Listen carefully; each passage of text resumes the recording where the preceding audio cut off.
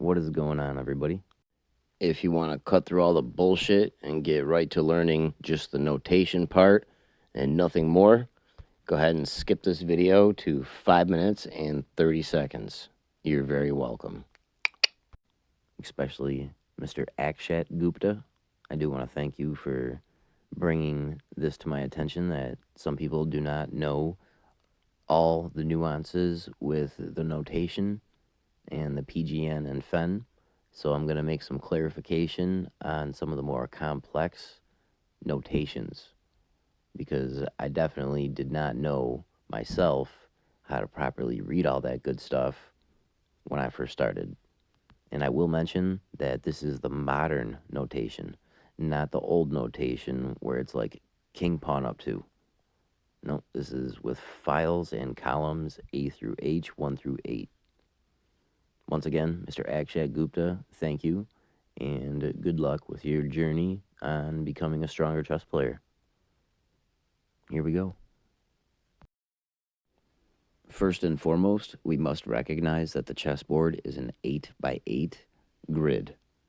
There are letters and numbers placed on the bottom: A, B, C, D, E, F, G, and H to signify what column we're talking about. And then there are 1, 2, 3, 4, 5, 6, 7, 8 going up the side to signify what row we are talking about. The combination of a letter and a number can help us pinpoint a square or squares that we are trying to communicate. If we are trying to give an example of, let's say, a whole diagonal, you would give 2 coordinates, 1 for each end, such as the A2 to G8 diagonal. If the A1 square is on the bottom left, that means we are looking at the board from white's perspective. If H8 is on the bottom left, we are looking at it from black's. For the remainder of this video, we will be looking at it from white's position with A1 on the bottom left. There's 2 forms of notation we're going to be talking about in this video. There's PGN, or Portable Game Notation, and then FEN, which is Fourth's Edward Notation. So the rest of this video is going to be breaking down more or less the last 2 lines of text underneath the board in this current position of Scholar's Mate. The difference between FEN and PGN is FEN is a static position. You can only get 1 position out of the board, and there's no information about previous moves other than how many moves it's been since a pawn move or capture, just so the 50-move draw rule is captured in with that. Now, a PGN, or Portable Game Notation, will give you a full order of moves from start to current position, or start to finish if the game is complete. And it doesn't have to, but it may also include information such as who is playing, where they're playing, when the game was played, and other stuff like that. If it's in a tournament, what round, what the current score is, etc. So PGN is a lot more information, but it also is a lot more characters. A FEN, more or less, is roughly 80 characters, all bunched in a string with ASCII character codes, but we'll get into that briefly in a minute. So with that being said, let's switch over to an example of a FEN. This is an example of a FEN. It's a wild one, but I made it this way, so if you pause the video, you might be able to break down and decode it and fully understand what all those letters mean. The lowercase letters are black pieces, the uppercase letters are white pieces. There are 8 strings of 8 pieces, and if you notice, the board is 8 squares by 8 rows. So the top row, if you look, is bishop, bishop, space, queen, king, space, bishop, bishop. While the first 8 characters are lowercase BB, 1 means 1 space, QK, queen, king, 1, BB, slash. Every slash means the next row. So other than that After the 8 strings of 8, there's usually a couple more characters. Those are all about en passant, the right to castle for white and black, and then the 0 and 1 are how many moves it's been since a pawn push or a piece captured for like the 50 move draw rule, and the 1 is how many turns it has been altogether. Now for the fun part. We're going to break down the notation of the pieces, starting with pawns and finishing up with kings. In a PGN, after the initial data of the match, you will see a 1, a period, and a space. This is where the moves start. If white moves their king pawn up 2, the only information needed is the row and the column.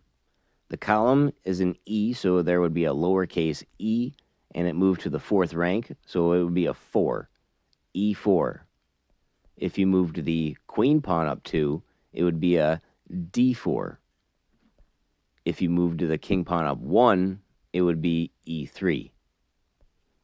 So let's use an example of E4 and black plays E5. For turn 2, if white plays D4, black can capture. Now you notate a capture by E, X, D, 4. We're going to spice things up as we finish off the pawn notation possibilities, and we're going to transition to queens as smooth as glass. Normally, all you would have to put is D8 for a pawn push, but since it is promoting to a queen, you put equals capital Q at the end. The only piece that doesn't need a label before the coordinate is a pawn. E4, D4, C4.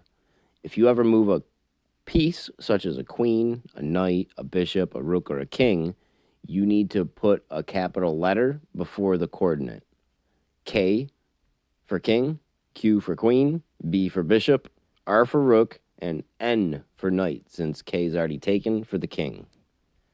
Since the black king is in check, you also must add a plus to the end, notating it so they know there is a check on the board.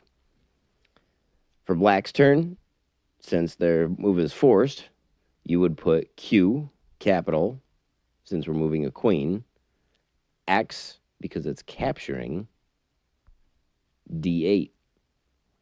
And this is the most confusing, long notation there is, right here, this situation.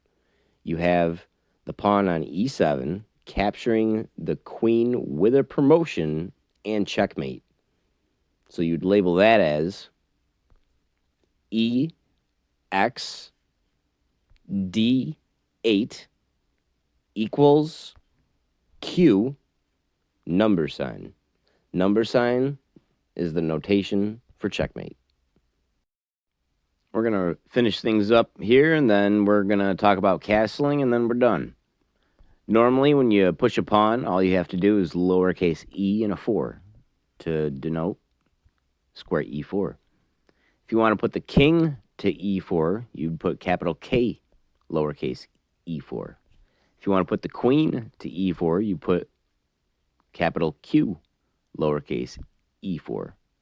If you want to do bishop, it's capital B, lowercase E4. And normally, it would be capital R, lowercase E4. And same thing with the knight, it would be capital N, lowercase E4. But if you notice, there's one exception to the rule. You never have to note what row or column the piece that is moving is going to, but when there's an option of both, see how there's 2 rooks on the 4th row? How do you think you would note that it was the rook on the right-hand side that's going to E4, not the one on the left? Well, since they both share the 4th row, you have to use the other variable. One's on A, one's on H.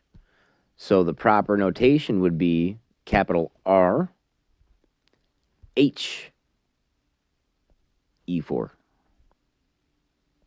And if you want to use the other rook, it would be capital R, lowercase a, lowercase e4. And talking about the knights, you have two knights on the G column. Since you can't differentiate them with letters, now you have to use numbers. So it would be, in the case for the highlighted knight on the bottom, it would be capital N 3 lowercase e4.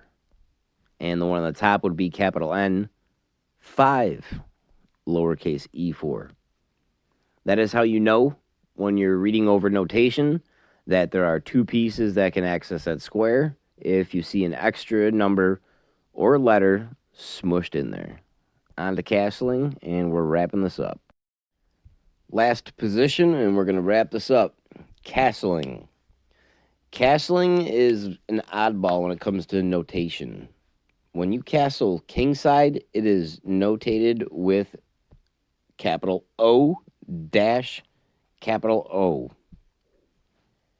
When you castle on the queen side, it is O dash O dash O, all capitals.